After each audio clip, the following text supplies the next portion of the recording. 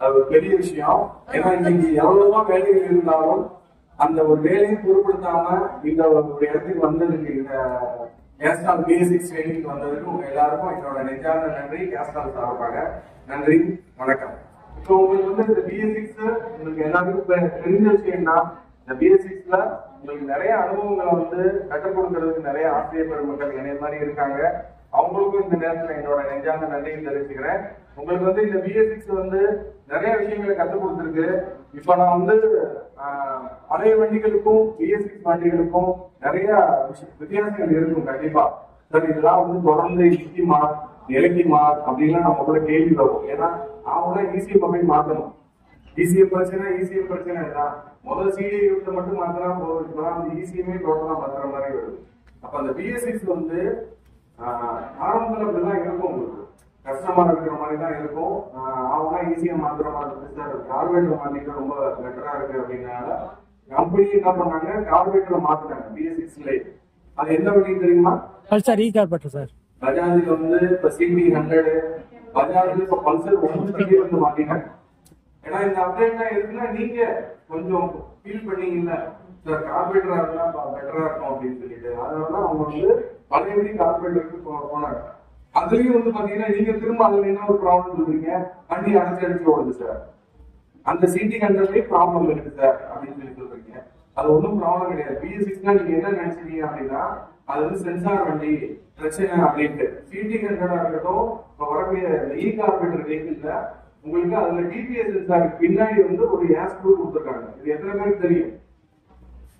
கம்மியா தான் கை கொடுத்துருக்கீங்க. அதனால அந்த டிபிஎஸ் சென்சாரை கலட்டிட்டு அதுக்குள்ள ஒரு மெட்டல் கேப் இருக்கும்.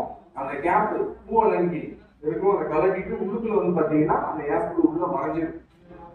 வெளியில இருந்து பாத்தீங்கன்னா ஒண்ணுமே தெரியாது. பிஎஸ்சிக்ஸ் பக்கத்துல இங்கிட்டு வந்து ஒரு ஏர் சொலினாய்டு இருக்கும். அந்த ஏர் சொலினாய்டு சாவி ஆனோட டிக்கி சவுண்ட் வருதான்னு பார்க்கணும். அப்படியே அடைச்சு விடுச்சுன்னா அந்த கேப்பை கலட்டிட்டு அந்த கேப்பை வந்து கலட்டிட்டு உள்ள பிக்சர் ஸ்க்ரூ இருக்கும். எப்பயும் போல ஏர் ஸ்க்ரூ. இந்த ஏர் ஸ்க்ரூவை கருப்பா நினைச்சுன்னா வெளியில எடுக்கணும். உங்களுக்கு ரிஸ்மிச்சரா வேணுமா லீன்மிச்சரா வேணுமா ஏர் ஸ்க்ரூ அட்ஜஸ்ட் பண்றது உங்களுக்கு தெரியும், சொல்ல வேண்டியதுல. அதுக்கப்புறமும் எதுவும் ப்ராப்ளம் அப்படின்னா தான் நீங்க என்ன பண்ணணும், அந்த ஈஸியை பக்கம் போகணும். ஓகேங்களா? ஈசிஎம்ல வந்து பஜாஜை பொறுத்த வரைக்கும் அதிகமான பிரச்சனை வரல. ஏன்னா செல்ஃப் ரிலேட்டடா NS 200 RS 200 செல்ஃப் வந்து டச் பண்ணா வேலை செய்ய மாட்டேங்குது அப்படின்னா அந்த ஈசிஎம்ல இருந்து எடுத்து வராத ப்ராப்ளம் மட்டும்தான் இருக்கு. அதுக்கு மட்டும் தான் ஈசிஎம் மாத்திர மாதிரி இருக்கு.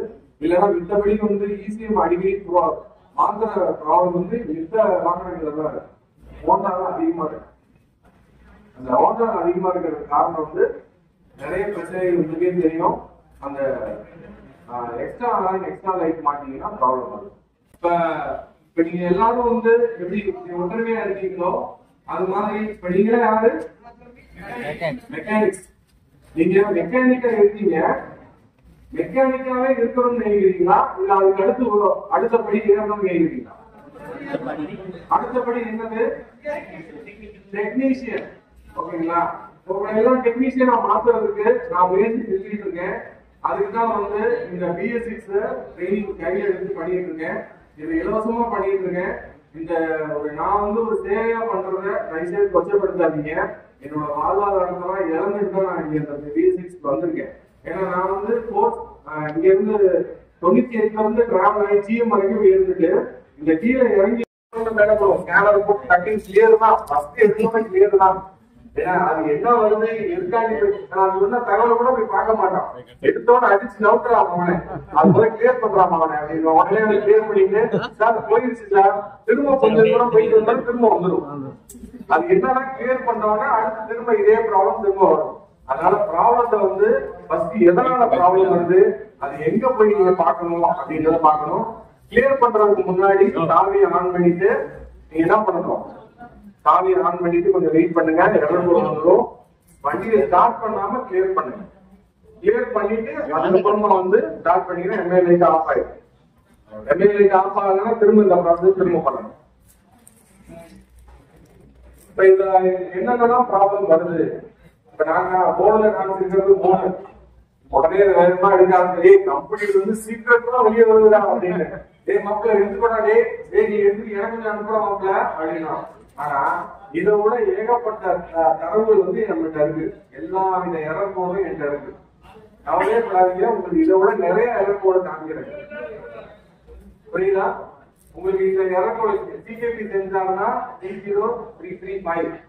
முதல்ல பாத்தீங்கன்னா 335 என்ன, இப்ப இது நீங்க என்னால சொல்ல முடியுதான்னு பாருங்க. இந்த எரக்கோட பார்த்து நீங்க சொல்ல முடியுதா? எரக்கோட போட்டோ வச்சிருக்கீங்களா எல்லாரும்? எரக்கோட போட்டோ வச்சிருக்கீங்களா? நீங்க ஈவில 3000 வச்சு ஒரு எரக்கோட வந்து ஸ்கிரீன்ஷாட் எடுத்து வச்சிருக்கீங்க. அதை போய் இந்த மீட்டிங் முடிஞ்சோட போய் பாருங்க, உங்களால அதை படிச்சு சொல்ல முடியுமா? சொல்ல முடியலன்னா அந்த திரும்ப அந்த ஒரு போட்டோ காமிச்சேன்ல, அதை போய் பார்த்து திரும்ப படிச்சு பார்த்துருவோம். ஈஸியா கிளியரா போயிடும். இதெல்லாம் வந்து நம்ம அப்டேட் ஆகிக்கிறதுக்கு ஒரு முக்கியமான விஷயம். ஓகேங்களா? அதிகமா BS6ல ப்ராப்ளம் வருது ECM, எலக்ட்ரானிக் கண்ட்ரோல் மாடல் அல்லது எலக்ட்ரானிக் கண்ட்ரோல் யூனிட். ஓகேங்களா? இந்த ECM-குள்ளதான் வந்து என்ன இருக்கு, CD யூனிட் எல்லாமே இருக்கு. அப்ப கரண்ட் வரலனாலும் ECM தான் ப்ராப்ளம். சென்ஸ்டாக் வேலை செய்யலனாலும் ECM தான் ப்ராப்ளம். ஓகேங்களா? பேட்டரி லோவா ஆச்சுன்னா ECM போயிடும்.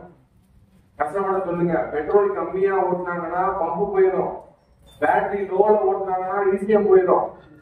பேட்டரி பிளஸ் மைனஸ மாத்தி மாட்டீங்கன்னா ECM போயிடும். அப்ப எல்லாத்துக்கும் என்ன காரணம்? முக்கியமா ECM தான். அப்ப பேட்டரி வந்து முக்கியமான காரணம். இந்த பேட்டரிக்கு எர்த்த வந்து நீங்க அடிஷனலா வந்து போட்டீங்கன்னா நல்லா இருக்கும். ஏன் போடணும்? ECM 8000 ரூபாய் சார்.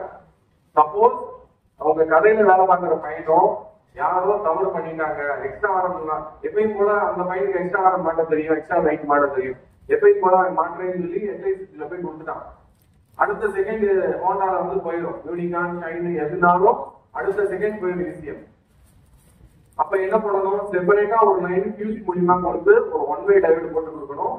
கொடுத்தீங்கன்னா இந்த ECM அடியாகமா இருக்கும். இது சம்பந்தப்பட்ட வீடியோ ஆல்ரெடி யூடியூப்ல இருக்கு. 330 வீடியோ போட்டுருக்கேன் யூடியூப்ல. அந்த சின்னூண்டு 10 கடையில எடுத்த வீடியோ தான் அத்தனையும். புரியுதுங்களா? ஆனா நான் எல்லாமே கம்பெனில வேலை பார்த்துட்டு வந்தவன் தான். உங்களை மாதிரி ஒர்க் ஷாப்ல போய் வேலை பார்த்து மண்டையை கொட்டு வாங்கி வரல. அது ஒண்ணு மட்டும் தான் எனக்கு மைனஸ். ஏன்னா நீங்களும் அந்த விதத்துல என்னை விட ஒரு படி மேல இருக்கீங்க. ஓகேங்களா? ஆனா என்ன சார் புரியல? அதான் எல்லாரும் நீங்க மட்டும் எல்லாரும் தான், நான் மட்டும்தான் அது கிடையாது.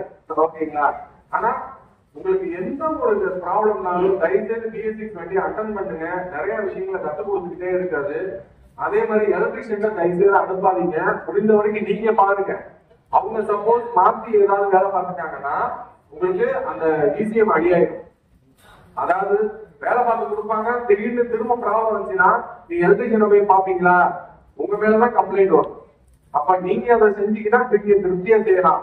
அந்த வயரிங்ல உங்களுக்கு என்ன டவுட்னாலும் தாராளமா என்கிட்ட கேட்கலாம். அது பழைய வண்டியா இருந்தாலும் சரி, இப்ப வரக்கூடிய BS6 வண்டியா இருந்தாலும் சரி. கம்பெனி ஹெல்ப் பண்றாங்கன்னா தாராளமா எங்க இருந்தாலும் அங்க போய்க்கும். ஓகே, நான் உங்களுக்கு ஹெல்ப் பண்றது டெய்லி. ஓகே, இப்ப இந்த 4ல ப்ராப்ளம் அதிகமா வந்துட்டு இருக்கு. பம்பு ப்ராப்ளம் வருது. பம்போட ப்ரெஷர் வந்து 35 - 45 இருக்கணும். அதே மாதிரி ஓட்டு சென்சார் அடைச்சு போச்சு அப்படின்னா ஓட்டு சென்சார் ப்ராப்ளம். டார்க் பாடியில் என்னென்னலாம் சென்சார் இருக்கு? IIT manual absolute pressure sensor, TPS sensor, IIT sensor, intake ஏர் டெம்பரேச்சர் சென்சார்.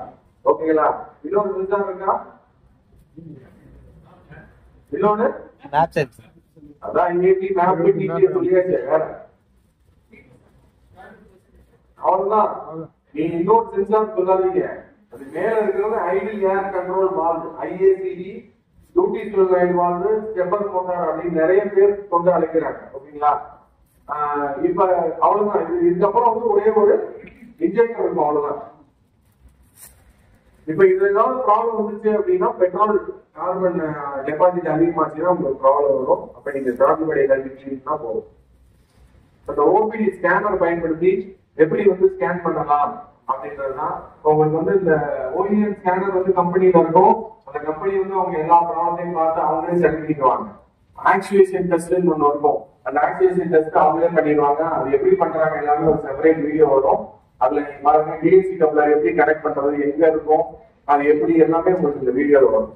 அப்ப இந்த பிராண்டட் ஸ்கேனர் வேணும்னாலும் வாங்கிக்கலாம். இந்த பிராண்டட் ஸ்கேனர் வேணும் அப்படின்னா என்னை கான்டாக்ட் பண்ணுங்க. 21 cable scanner, multimeter, line tester, BS6ல என்ன உங்களுக்கு டூல் வேணாலும் என்னை கான்டாக்ட் பண்ணிக்கோங்க. BS6ல ஸ்டாண்ட்ஸ் வேணும்னாலும் அரேஞ்ச் பண்ணி தரேன்.